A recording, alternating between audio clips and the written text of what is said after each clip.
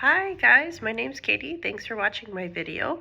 This is for the course D027, Advanced Pathopharmacological Foundations. This is my phase 3 reflection to talk about the synthesis that I presented, general process followed, all of that. So for the Shadow Health patients, I chose Tanner Bailey, which was the chronic pain patient. Just general background, seemed like Tanner was coming in because there was some chronic back pain that wasn't going away. So generally speaking, went through the Shadow Health module, and that seemed to go pretty smoothly. I was able to ask most of the questions that I was looking to get answers for.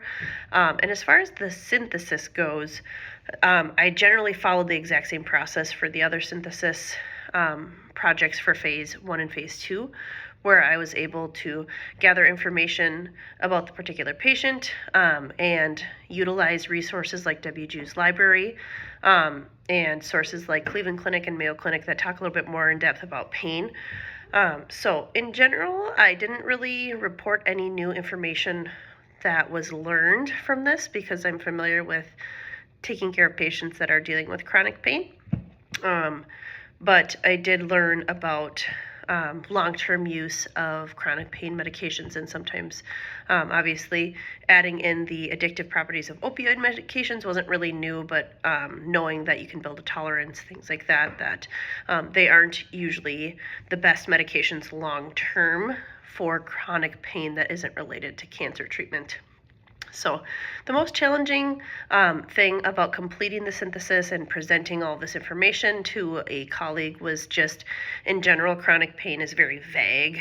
So I really had to kind of see what other information was out there and tried to find some peer-reviewed articles about chronic pain, but a lot of the resources that I was looking at through WJU's library tended to present towards surgical-related pain, not versus an injury. So the patient that I was seeing was coming in with chronic back pain from an injury. So I had to do a little bit more digging, but Mayo Clinic and Cleveland Clinic were really good resources. So it was pretty simple as far as presenting the synthesis after being the third different synthesis that I had provided to someone for feedback. So as far as it all went, that went really smoothly.